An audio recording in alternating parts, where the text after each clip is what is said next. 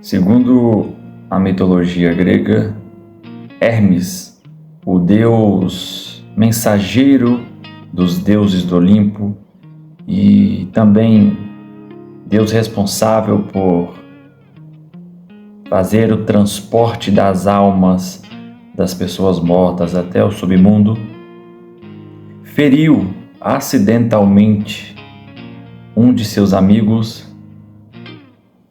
e dessa ferida escorreram 3 gotas de sangue que caíram no chão. Imediatamente nasceu uma bela flor de cor lilás e com 3 espécies de fios avermelhados. É nesse momento que vocês me perguntam o que essa história tem a ver com este perfume escrito Loud da Casa Nacional de Nicho Amber Fig. O que essa história tem a ver com este perfume e sobre as notas do perfume, a nota de açafrão, será que ela tem alguma coisa a ver com aquele mesmo açafrão que a gente usa na cozinha? Será que nós temos outras notas além daquelas descritas no site da marca?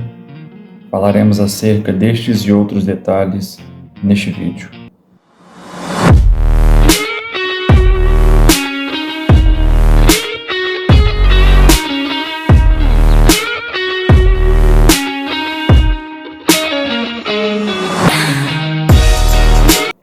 Damas e cavaleiros, vamos direto ao ponto. Aqui no perfume Loud da Casa Nacional de Nicho Amber Fig, nós temos, segundo anuncia o site, um perfume que apresenta como notas principais oud de boaia, açafrão, conhaque, mas é possível perceber outras nuances durante a evolução do perfume e até mesmo alguns minutos após a primeira borrifada.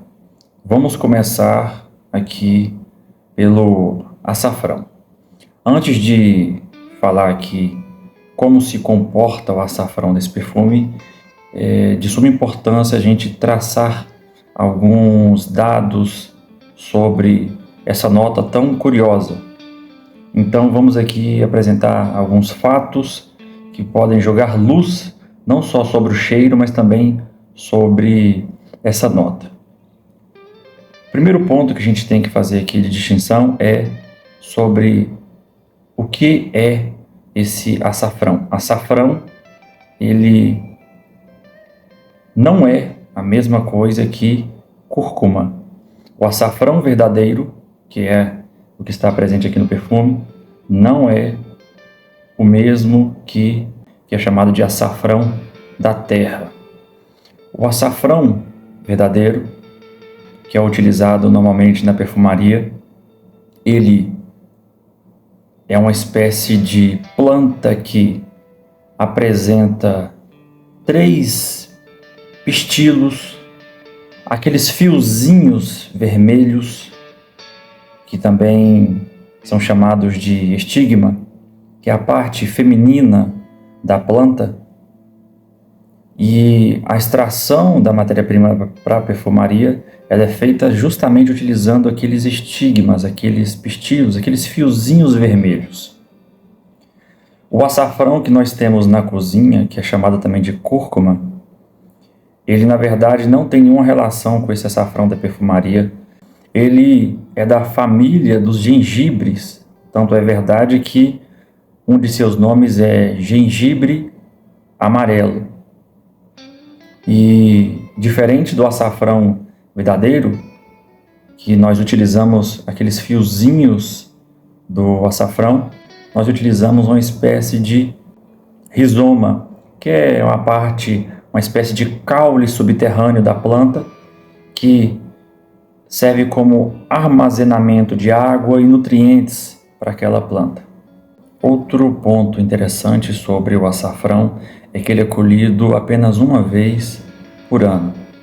Normalmente, se não me falha a memória, entre outubro e novembro. Além disso, a colheita ela é feita de madrugada, porque o sol ele não pode entrar em contato com o açafrão, pois se isso ocorrer, o sol pode acabar alterando a composição química de maneira negativa, assim como ocorre, por exemplo, com a colheita das rosas, por exemplo. Essa colheita é feita de maneira manual. Cada flor é colhida e posteriormente é colocada sobre uma mesa e, por fim, são retiradas uma a uma essa parte que é chamada de pistilo ou estigma. Cada flor tem 3 pistilos, 3 estigmas, e cada um desses pistilos é retirado manualmente. Posteriormente, é feito um procedimento de secagem desses pistilos, que pode ser em uma estufa ou apenas utilizando a exposição ao sol. O açafrão verdadeiro, ele também é chamado de ouro vermelho da perfumaria. Não à toa, é a especiaria mais cara do mundo. Para vocês terem uma noção, no século XV, uma das punições que eram empregadas contra pessoas que, porventura, adulterassem um açafrão era justamente a pessoa ser enterrada viva. E falando sobre o uso do açafrão na história da humanidade, é possível encontrar registros em diversos povos. Por exemplo, nós vemos os egípcios utilizando o açafrão para fins medicinais e fins religiosos. Temos os babilônicos utilizando o açafrão com a finalidade de perfumação. Ainda vemos também os gregos utilizando o açafrão para pintar os cabelos. E, por fim, podemos mencionar o caso mais curioso, que é o da Cleópatra. Conta-se que ela tinha o costume de banhar-se com uma mistura que consistia em leite de cabra. Alguns registros falam sobre leite de égua, mas o fato é que os registros apontam que ela costumava banhar-se em uma mistura com leite de cabra, mel, rosas, lavanda e açafrão. Dentro do mundo das artes, Leonardo da Vinci utilizava açafrão em suas pinturas.